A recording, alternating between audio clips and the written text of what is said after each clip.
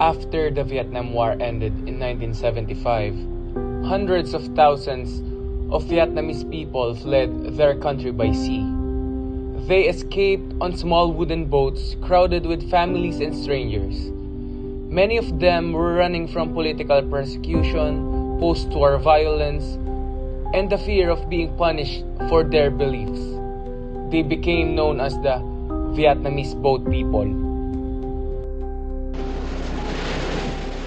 At first, it's hard to make out. A speck on the horizon. You take a closer look. A boat, a flag, an arm waving. A crowd gathers along the beach. This is the east coast of Malaysia, final destination for thousands of refugees fleeing Vietnam. The Philippines became one of the most important places where these refugees found temporary safety. Its location in Southeast Asia made it a natural transition point, and the Philippine government agreed, under international humanitarian agreements, to host processing centers. Global organizations like the UNHCR work closely with local agencies to manage the arrival of thousands of displaced people.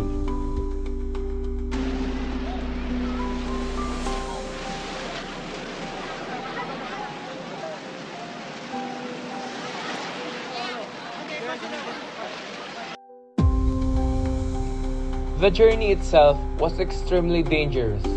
Refugees faced hunger, storms, and mechanical failures. Many survived pirate attacks. They spent days and nights drifting on open water, unsure if they would reach land alive. Some were rescued at the sea, while others arrived by chance along the shore of Palawan.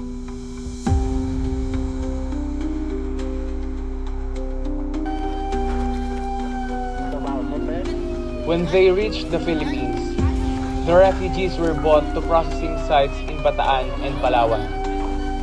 These centers became temporary communities where they received food, shelter, medical care, and orientation programs.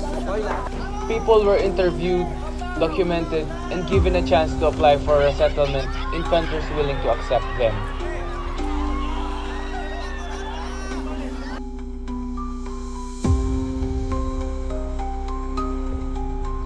Daily life in these camps was simple but filled with hope. Children attended makeshift schools, adults participated in language classes, livelihood training, and community work. Small shops, cafes, and gathering areas appeared as the refugees built a sense of normalcy. Vietnamese traditions, food, and celebrations made the camps vibrant and culturally alive.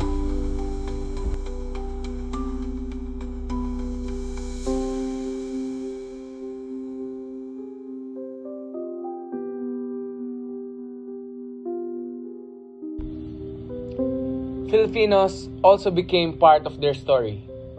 Local volunteers, social workers, and ordinary citizens interacted with the refugees, creating friendships and cultural exchange.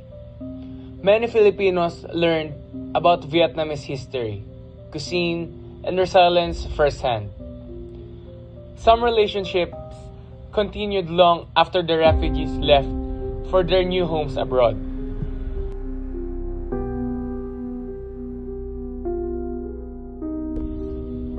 Despite the warmth and support, the refugees still face major challenges. Many worried about the family members left behind. Others struggled with trauma and uncertainty during the long wait. For resettlement, their legal status limited their economic opportunities, and the constant feeling of being in transit weighed on their emotional well-being.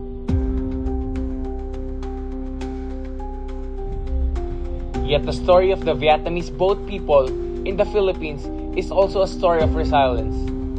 It shows how people can rebuild their lives even after losing everything. It also highlights how humanitarian cooperation between nations can protect human security in times of crisis. Today, the traces of their journey remain. In parts of Palawan, Vietnamese food, stories, and memories still live on. The legacy of the boat people reminds us that behind every refugee statistic is a human being searching for safety, dignity, and new beginning.